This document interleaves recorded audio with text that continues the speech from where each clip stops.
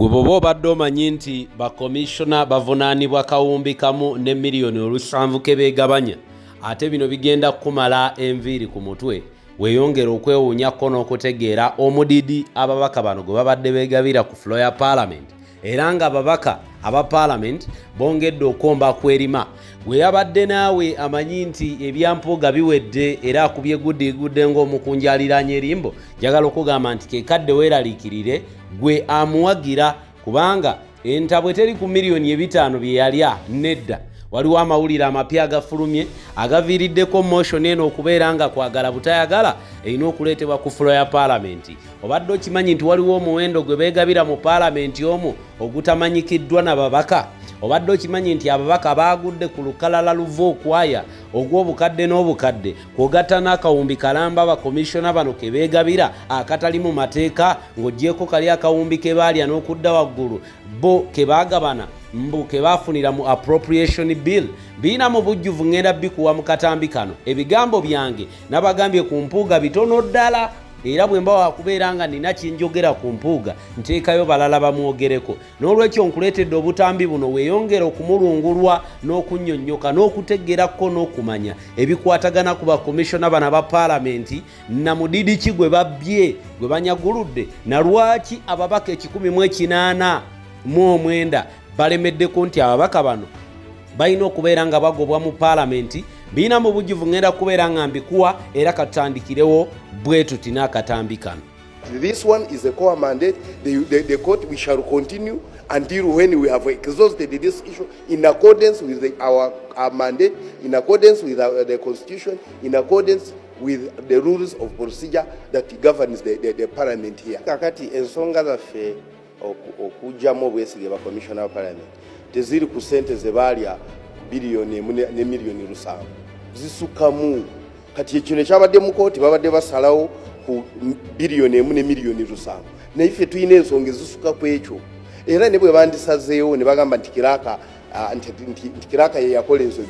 Kiraka yateekesa mu nkola biba bisaliddwawo olukiiko lwa commission. So n'olwekyo siraba bwe bagamba nti Kiraka ye yasalawo ate nga commission ye yali esazeewo ebyo, ye Kiraka omulimu gwe gwa kuteekesa mu nkola. Naye ne bwe n'abassa ekyo ensonga zaffe nga zinyu za paalamenti okusinga ku biliyoni 1 ne miliyoni 7 ze bawa aba commissioner of parliament. Kati balina esente nyingi zetugenda kujjayo.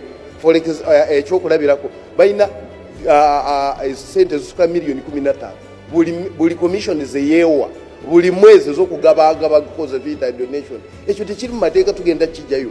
Balina budget ye beteekako batravelinga lwe baagadde. Bakomishona abo boona babeera ku nnyonyi buli lunaku, bali ku sente z'omuwi w'omusolo, bali ku sente zirina okulabirira paalamenti. So n'olwekyo bye basalawo tebasalirawo ba MPs, tebasalirawo abakozi ba paalamenti. Tugenda kigaziya kisuke ku ekyo. Sirowooza nti ne kooti ejja tulemesa, kubanga kooti ye kyeyasazeewo kyabadde ku nsonga ntono nnyo, naye ng'ebyaffe ebiwanvu bigazi tujja bireeta wano ku paalamenti. So tebalina engeri gye essential motion yaffe gye tugenda ogireka esigaliraawo abantu bayinaayine wano ng'emirimu gye bakola basuze ku mirimu. Kati tulina okugenda mu maaso tubapushing tubagyemu obwesige, tebajja kusiga, tetujja bubakiriza. What is this parliament all about?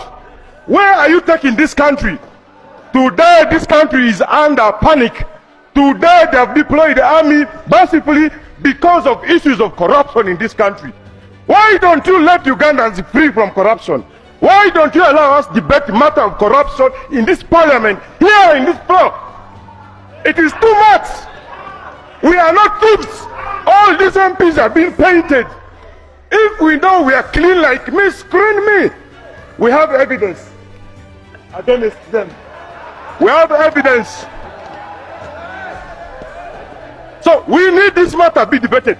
You need to clean your name. Deputy Speaker yourself. Anita Among needs to clean her name. The commissioners need to clean their names. The ministers need to clean their names. And us MPs, if you have anything against us in this parliament, we need to clean our names. Thank you. Why don't you want this matter to be debated on this floor? Deputy Speaker, we need this matter addressed. Thank you. If not, we are ready to join the Ugandans because you're blocking us the opportunity to debate. We were voted by our voters to come and debate. Why are you running away from debate, Deputy Speaker? Why is Anita Among running away from debate? Why? We need a parliament which is free corruption. Nabagambye luno terugenda kuggwa. Ebigambo bikyali biwanvu era ebya Mpuga nja bagamba nti ne bakomishona banne bifuukidde ddala Namulanda ng'amabeere g'embwa. Yeetutte mu kooti ne yeewawaabira ate ye kennyini ne yeewangula. Nabadde mbivuddeko naye ate gano genfunye gogookya mbadde nteekwa buteeka okubeera nga ngakuleetera. Obadde okimanyi nti obuwumbi n'obuwumbi bugabanwa mu komishoni eyo. Kyova olaba ne Rope Joero tebamuganya kubeera ng'abaako mu lutuula lwabwe lwonna gye buvuddeko yalabwako ng'abakunya ng'abagamba lwaki mukola entuula mu paalamenti oba komishoni lwaki etuula ne mutampita ate nga ndi muntu wanjawulo nnyo bwe kituuka ku komishoni okubeera nti etudde. Ndi omu ku abo bateekeddwa okubeera ku mwanjo gye mutuulira ne muleeta bino byonna n'ebyokubeera nti mwagala paalamenti etuule obufofufu mu bitundu by'eggwanga byo mubwogererako wa gye mutuula ne mubimulungula. Era we twogerera olwaleero njagala okugamba nti beba komishona byeyongedde okubeera nga bitabuka. Kamala okubeera nga nkutwala mu bino ebipya by'obadde tomanyi obeere nga nabyo weeyongera okubinnyonnyokako n'okubitegeera ku mudidi ogugabirwa mu paalamenti omwo bakomishona gwe bagabana oba oliawo kinaakuyambako okumanya lwaki ababaka balemeddeko nti newankubadde mu kkooti Mpuga yeewangudde ne bakomishona banne n'alaga nti bejjeeredde bakubeera nga bakijjootuka. Katubirabe. So I had the benefit of reading through the ruling in miscellaneous cause number 85 of 2024, Bwete Daniel versus the Parliamentary Commission. The question that was before court was whether the payment of the 1.7 billion was unlawful, it was irrational, or the procedure that was used to arrive at the payment was improper. In my opinion, the court framed its own issue and answered it, which is really unfortunate. It appears the court framed the question whether the 1.7 was part of the budget of Parliament or not. That was not the issue about the 1.7 billion. So in my opinion, I think that court misdirected its mind to the question that it ought to have answered, because arriving at a conclusion that because the money was in the budget did not answer the question whether it is lawful to have such a money in the budget, whether the procedures for having such a money in the budget was followed, which court shied away from and said they are not going to enter in, or whether it is illegal. I will take you backwards to 2020. This parliament sat and passed a budget and added 10 billion shillings, which was part of COVID money, and said each member of parliament was going to receive, which indeed they paid, 20 million shillings to go and handle COVID intervention. The money was passed in the budget, but the same court, which I was part of the petition, said that it was illegal for Parliament to pass the budget as such. So it is so surprising that in Uganda, courts that sit at the same level, the High Court, can give different decisions on the same subject matter. It is something that the judiciary has to pay attention to. You cannot have court giving several decisions based on the premise on the same facts. It misleads the country. It makes court become a laughing stock. Courts must be consistent. Court must listen to the sentiments of the people, and courts must exercise their powers, bearing in mind what their decisions will have on Ugandans. So I think we were not part, as Parliament, we were not part of that petition. Maybe the presenters of the petition would appeal, and I think if he decided to appeal, the higher court may give a different interpretation. In judicial review, the questions are: was it lawful? Was it were the procedures followed? And if those questions are not answered, the three tests and the test of rationality, you don't concern yourself with others. the legitimacy or what? No, it is just that, and I think court missed that opportunity. In regard to the censure motion, the ruling has no bearing at all on the censure motion, because this motion, as I understand it, raises several grounds, and the service award was just one evidence of incompetence of the commissioners, of the misconduct of the commissioners, and then there are several other issues that are contained in the motion for the removal of the commission. For example, this parliament mandated the commission to recruit staff for this parliament in a transparent manner by way of advertisement, short lists that are available in the public, and conducting interviews on the gazetted days. But the commissioners have never advertised any job in this parliament. The commissioners have never interviewed people in open, in a transparent manner. That is incompetence, and that is a ground that will be sustained in the motion. There are so many contracts that are awarded in this parliament by the commission on behalf of parliament. You don't know how these contracts are awarded. You just hear that so and so has been given this contract. That is a ground of incompetence and inability to execute their work as part of the commission. The offices of the members of parliament are full of dust, yet money is being paid for people to clean. Who eats that money? As a member of parliament, I cannot do my work. I don't have papers. I can't write letters. If I have to write, I have to bring papers from my home. The printers are being serviced by members of parliament, and yet a budget line is available. The commissioners must answer. So there are so many things beyond the 1.7. But even outside the 1.7, they are paying themselves more money. Each commissioner takes 1 billion shillings for travel allowance every financial year.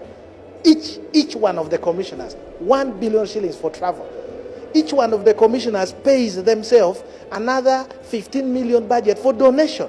On top of what they are paid, they don't donate anywhere. In any case, it's not their responsibility to even donate. Each of the commissioners here pays an extra allowance, emolument of 25 million shillings on top of what is provided for. So there are so many issues that court did not address, but we shall address it. But lastly, when an arm of government is sitting to perform its core function listed in its rules of procedure or in the acts of parliament, the other arm of government cannot interfere. Removal of office bearers is provided as a core role of parliament.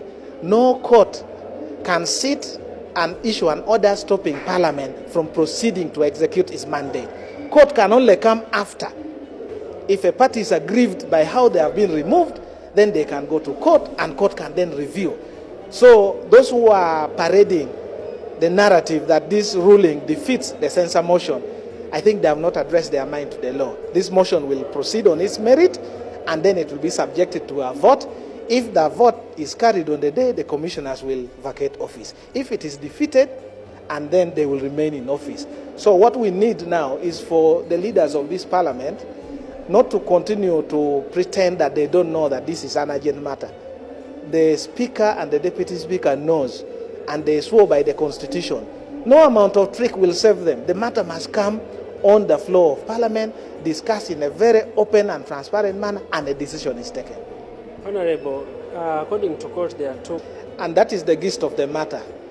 If court can have a finding that there was some breach either by the Minister of Finance or the clerk to Parliament, it is a confirmation that the entire process was tainted with illegality, it was irrational, and due process was not followed. The only conclusion that a court which was properly directing its mind to the law and the facts before it would be to nullify and agree with the petitions. Sadly, court fell shy, for whatever reason, court fell shy from issuing that order. But giving that obiter decision and court saying that the PSST must take action on the clerk of parliament actually confirms that court behind the curtain agrees that there was a problem. And nti wobiwulidde bulungi era nabyo n'obitegeera kogata n'okubinnyonnyoka nti bwe banga kkooti yavuddeyo n'eraga nti no clerk wa parliament balina okumukunya kabonero akalaga nti ddala waliwo ekintu ekitatuukanye na mutindo mu kugabibwa kwa kawumbi akamu n'okudda waggulu bakomishona ke baagabana. Aliraanye omwami oyo w'Obugaalubindi ayina enkovu ku ttama, mutakule ku nkovu kubanga embeera egenda kubeera ng'emubijjira mu kabanga mpawukaga. Kamalo batwala mu bigambo bino nabyo bikulu, mubeere nga mubiwulira ate mubitegere bulungi. Bwe batonna bakubeera ng'obifunako kopi ogwanyobeera omu ku abo ababigenda okubeera ng'ate babimanya. Byampuna ng'akubye wa mu nju. I don't know Luganda, but this one hurt me a lot. When I was moving around and I saw people pointing at me, calling me Owechitiwa, I thought it was something nice. Later I was told it means you are a thief. I am not. I am not.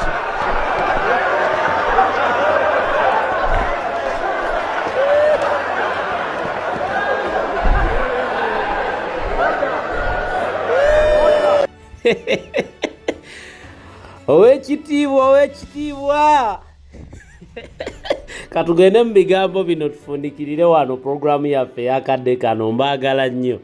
It is now not corruption. They are just looting. They are just looting the country. They are looting the parliament. It's unacceptable. Very unacceptable.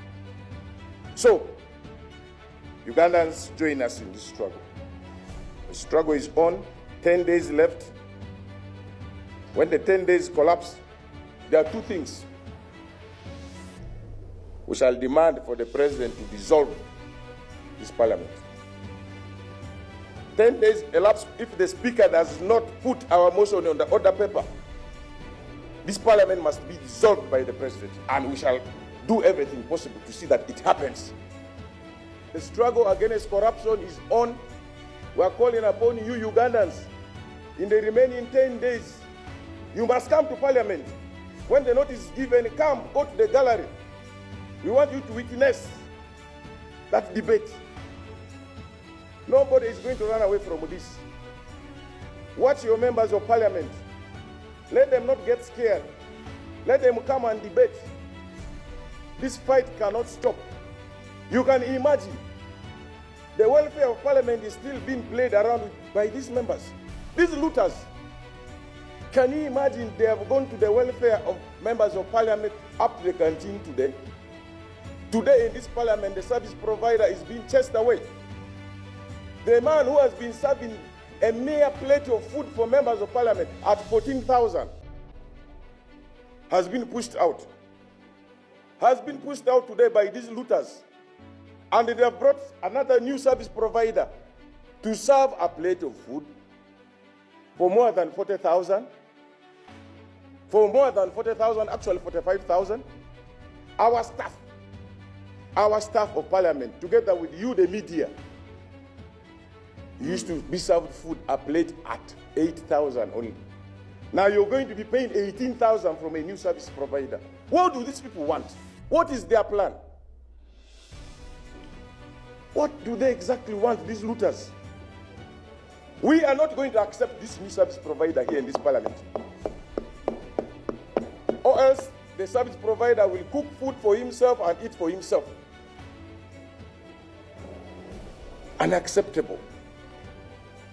How long are they going to continue with this? They are not even scared that they are about to be impeached. And they go ahead, adding more crime. Oh, yes. Watch the space, Ugandans. It is getting too much. It is now not corruption. They are just looting. They are just looting the country. They are looting the parliament. It's unacceptable. Very unacceptable. So, Ugandans, join us in this struggle. The struggle is on. 10 days left. When the 10 days collapse, there are two things. We shall demand for the president to dissolve this parliament. 10 days elapse if the speaker does not put our motion on the order paper.